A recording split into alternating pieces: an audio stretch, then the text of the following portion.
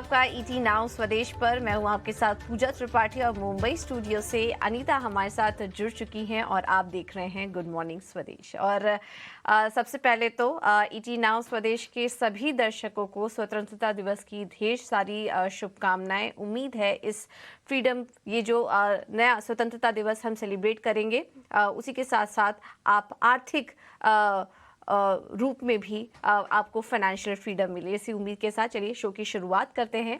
और सबसे पहले रुख करते हैं एशियन मार्केट्स का। और इस वक्त एशियाई बाजारों की शुरुआत कमजोर होते हुए नजर आ रही है। सभी इंडाइसेस लाल निशान में कारोबार कर रहे हैं। और हांगकांग के स्टॉक्स अगर देखेंगे तो वहां पर प्रॉपर्टी शेयरों में काफी ज्यादा बिकवाली यहां पर देखने को मिल रही है। इस वजह से करीब 2% के आसपास की गिरावट हांगकांग के बाजारों में देखने को मिल रही है। अभी एकाएक ये दबाव देखने को मिल रहा है हांगकांग के बाजार में। और गिफ्ट निफ्टी भी लाल निशान में ही कारोबार कर रहा है। चीन के बाजार नीचे है। निकाई और कोरिया के बाजारों में भी कमजोरी ही देखने को मिल रही है। तो इस वक्त शुरुआत काफी कमजोर हो रही है एशियन मार्केट से। ग्लोबल मार्केट से की अगर बात करें तो जो अन्य संकेत मिल रहे हैं वो भी आज कमजोरी के ही हैं। हमने अमेरिकी बाजारों में मिला जुला कारोबार को देखा। डाउ जोन्स को अगर छोड़ दे तो बाकी दोनों ही इंडाइसेस लाल निशान में ही बंद हुए हैं। और वहां वजह यह थी कि सेमीकंडक्टर शेयरों में काफी ज्यादा गिरावट देखने को मिली। वहीं जुलाई पीपीआई में 0.3% की बढ़त थी जो कि अनुमान से ज्यादा थी। इसके चलते यील्ड्स में हमने बढ़त देखी। डॉलर इंडेक्स मजबूत हुआ और उसी का असर हमने मार्केट्स में भी देखा जहां पर की कमजोरी के साथ कारोबार हो रहा था।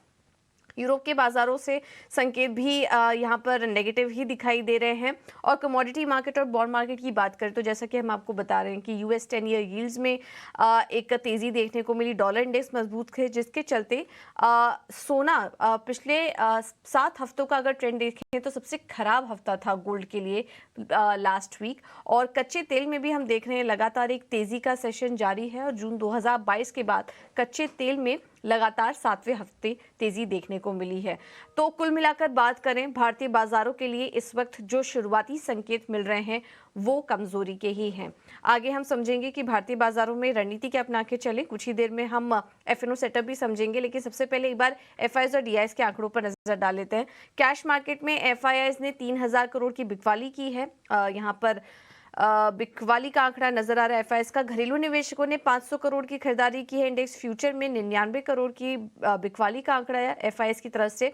लेकिन ऑप्शंस में अगर देखेंगे तो करीब 6832 करोड़ की यहाँ पर खरीदारी का आंकड़ा नजर आ रहा है एफआईआईज की तरफ से। चलिए अब क्विकली आज का एफएनओ सेटअप भी समझ लेते हैं हम। हमारे साथ डिम्पी कालरा जुड़ चुके हैं। डिम्पी गुड मॉर्निंग, बताइए आज निफ्टी और बैंक निफ्टी का डेटा क्या कह रहे हैं?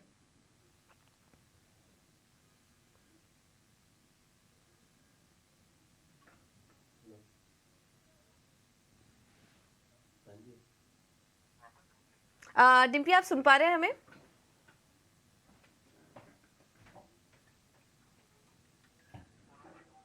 चलिए उनसे संपर्क नहीं हो पा रहा है। लेकिन अभी कुछ ही देर में उनसे संपर्क जोड़ने की कोशिश करेंगे। लेकिन जैसा कि हम आपको बता रहे हैं कि शुरुआती संकेत जो मिल रहे हैं इस वक्त वो हल्की कमजोरी के ही हैं। शुक्रवार के दिन हमने देखा था कि वीकनेस देखी थी निफ्टी और बैंक निफ्टी दोनों में ही। निफ्टी में 114 अंकों की गिरावट थी और बैंक निफ्टी भी देखेंगे तो वहां पर भी 300 अंकों की गिरावट देखने को मिली है। तो मुनाफा वसूली का जो सेशन है वो पूरे हफ्ते कायम था निफ्टी और बैंक निफ्टी में ही। और लगातार हम आपको ये सतर्क भी कर रहे थे कि ऑप्शन से थोड़ा दूर रहिए और इंडाइसेस में भी अभी संभल के ही ट्रेड करने की राय हम आपको बराबर यहाँ पर दे रहे हैं। क्योंकि निफ्टी बैंक और बैंक निफ्टी अगर देखेंगे तो एक दायरे में कारोबार कर रहा है, लेकिन ओवरऑल जो ट्रेंड नजर आ रहा है वो वीकनेस का ही नजर आ रहा था। अब इस हफ्ते के लिए कहाँ पर नजर रखनी चाहिए, कौन से लेवल्स इंपॉर्टेंट होंगे, इस पर हम आगे बात करेंगे। लेकिन शुक्रवार के दिन हमने देखा था कि निफ्टी में 114 अंकों की गिरावट देखने को मिली थी और बैंक निफ्टी में भी अगर देखेंगे तो वहां पर भी कमजोरी हावी ही थी।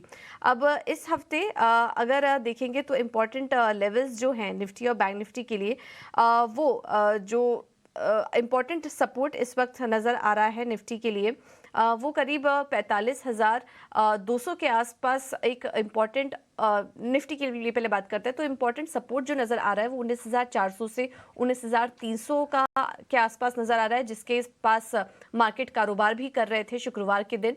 और अहम रेजिस्टेंस देखेंगे तो 19,600 से 19,800 के पास इस वक्त इंपॉर्टेंट रेजिस्टेंस लेवल नजर आ रहा है। डिम्पी हमारे साथ जुड़ चुके हैं फोन लाइन पर। डिम्पी, आपको आवाज आ रही है?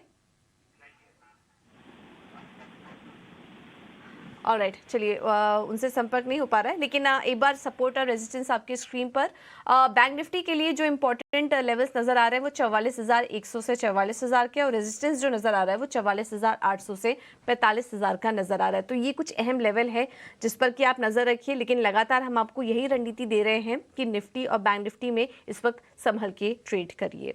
Anita, over to you. इस वक्त मार्केट फोनर से भी हम कनेक्ट करने की कोशिश करेंगे, लेकिन और कौन कौन सी अहम खबरें हैं और मार्केट सेटअप है जिस पर कि आपकी नज़र है?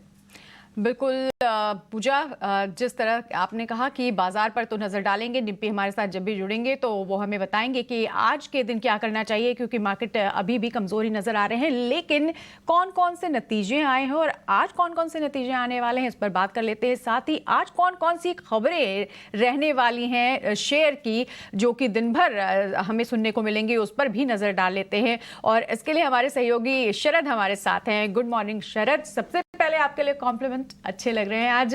तो आज जानना चाहेंगे कौन कौन से आज नतीजे आने वाले हैं, और इसके साथ ही इससे पहले कौन कौन से नतीजे आए। जी बिल्कुल, गुड मॉर्निंग अनीता जी। और इम्पॉर्टेंट बात बताओ कि हमारी कलर जो है कॉम्बिनेशन बहुत अच्छी बैठ रही है, और इसके अलावा जो है बहुत सारे न्यूज़ फ्लोज देखने मिले हैं वीकेंड में। अभी धीरे धीरे करके जो है आपको ऑफकोर्स खबरों वाले शेयर्स बताते हैं, लेकिन पहले जो है अर्निंग्स बताते कि अर्निंग्स में क्या इम्पैक्ट हुआ। कम से कम 300 अर्निंग्स जो थे ओवरऑल पिछले 4 दिन में देखने मिले, लेकिन हमने जो है एनालाइज किया कि सबसे इंपॉर्टेंट कौन से अर्निंग्स होने वाले हैं। सबसे पहले ऑफकोर्स निफ्टी की अर्निंग्स की बात करें तो ONGC फोकस में रहेगा। नतीजे जो अनुमान से बेहतर आए हैं, और इसके 2 कारण हैं। ऑपरेशनल नंबर्स की बीट हुई है एस्टिमेट्स की, क्योंकि गैस की जो रियलाइजेशन हुई है वो हायर लेवल्स पे देखने मिली है। और हालांकि पेट्रोकेम में जो है थोड़ी सी लो प्रॉफिट ज़रूर आई थी, लेकिन अगर देखें तो एबिडा में 50% का उछाल देखने मिला है अगर आप सीक्वेंशियली नंबर्स देखें तो। ये तो आपकी हो गई निफ्टी की अर्निंग्स, लेकिन कुछ वायदे बाजार और कैश बाजार के कंपनीज भी फोकस में रहेंगे। नायका के लार्जली जो है आप कह सकते हैं वीक सेट ऑफ नंबर्स देखने मिले हैं, और एनालिस्ट एस्टिमेट से थोड़े कम नंबर्स देखने मिले हैं। और एक्सपेक्टेड है कि ओवरऑल जो है कंजम्पशन जो है पिकअप करने वाला है फेस्टिवल सीजन के दौरान। तो BPC सेगमेंट जो उसको बोलते हैं ब्यूटी प्रोडक्ट सेगमेंट, उस पे जो है बाजार की नज़र रहेगी। एस्ट्रल की बात करें तो स्ट्रॉन्ग सेट ऑफ नंबर्स देखने मिले हैं। अनुमान से बेहतर जो है आपका रेवेन्यू आया है, और पैट में भी एक अच्छी उछाल देखने मिली है।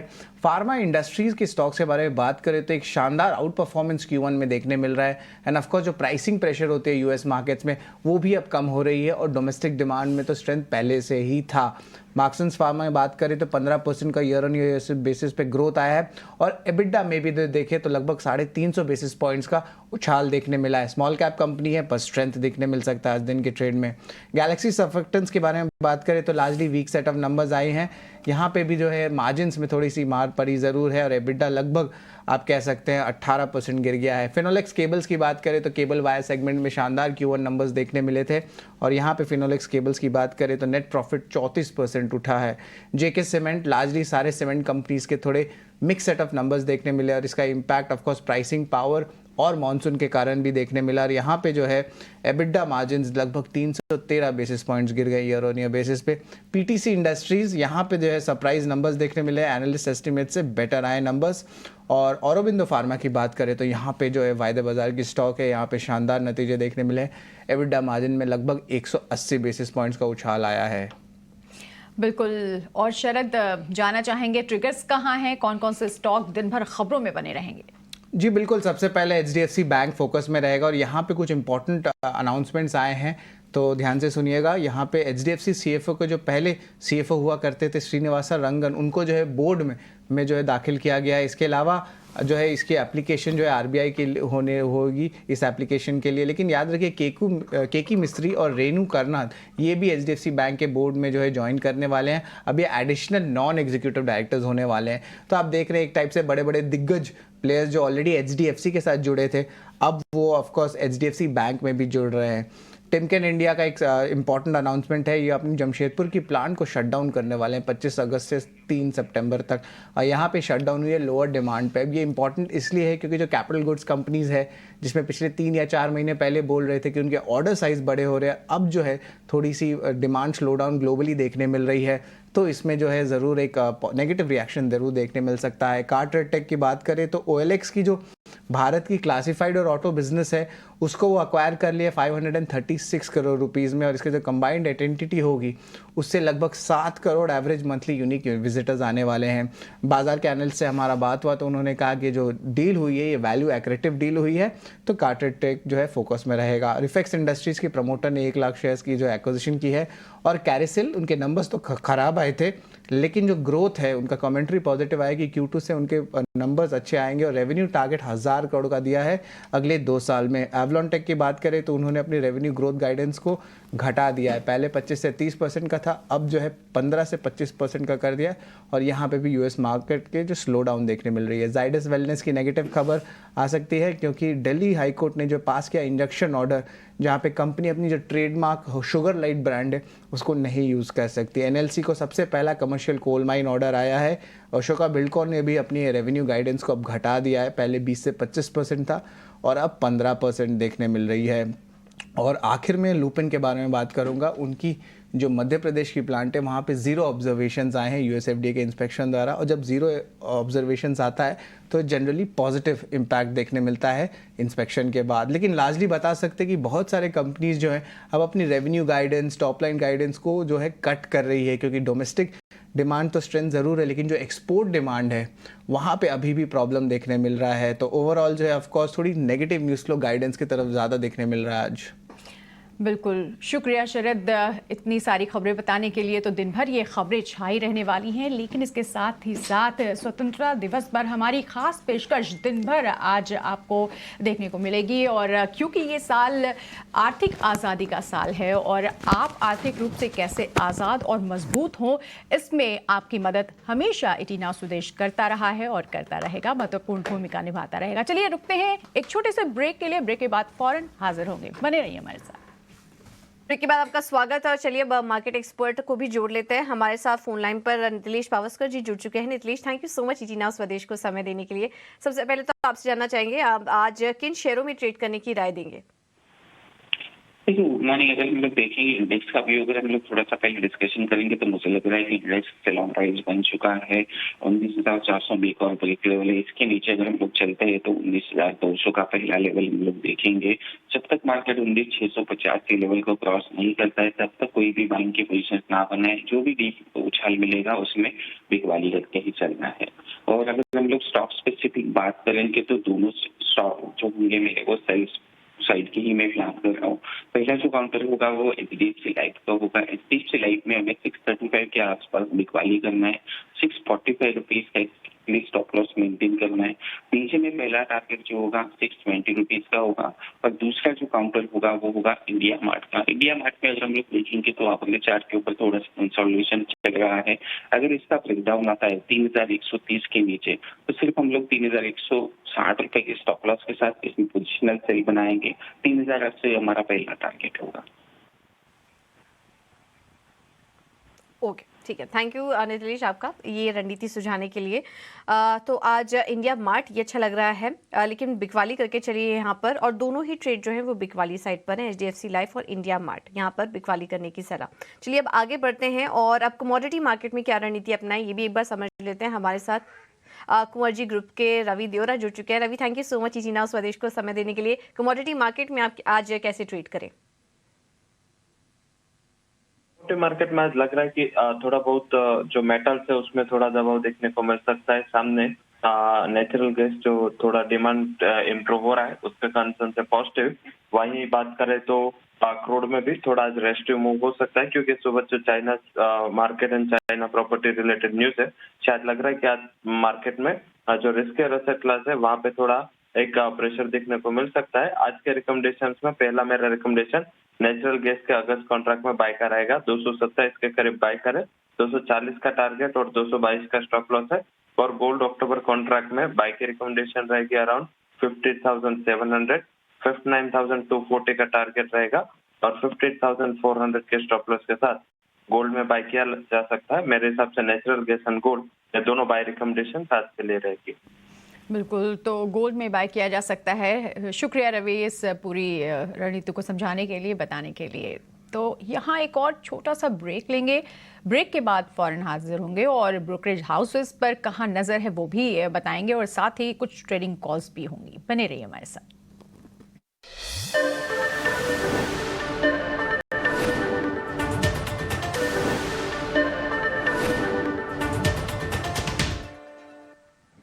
ब्रेक के बाद आपका स्वागत है और चलिए अब क्विकली रुक करते हैं ब्रोकरेज हाउस की रिपोर्ट्स का। उनके रडार पर कौन कौन से स्टॉक्स हैं एक बार आपको ये बता देते हैं। तो शुरुआत करते हैं सबसे पहले ONGC पर। नतीजे काफ़ी स्ट्रांग आए थे। इस पर मॉर्गन स्टैनली की रिपोर्ट आई है, लेकिन एक शॉर्ट टर्म रिपोर्ट यहाँ पर जारी की है। अगले 60 दिनों के लिए वो व्यू देख रहे हैं, वो उन्होंने ओवरवेट की राय दी है। टारगेट देख रहे हैं 206 रुपए का, तो इस पर आप नज़र रखिए। इसके अलावा मुथूट पर रिपोर्ट आई है एम्बिट की, और यहाँ पर भी ये स्टॉक उनको लग रहा है कि उनके खरीदारी के जो रडार है उस पर बरकरार है। बाई रेटिंग उन्होंने बरकरार रखी हुई है और इनका कहना है कि वित्त वर्ष 2024 तक AUM में करीब 15.5% की ग्रोथ का अनुमान है। तो यहाँ पर खरीदारी की राय बरकरार रहने के साथ एम्बिट की रिपोर्ट मुथूट पर।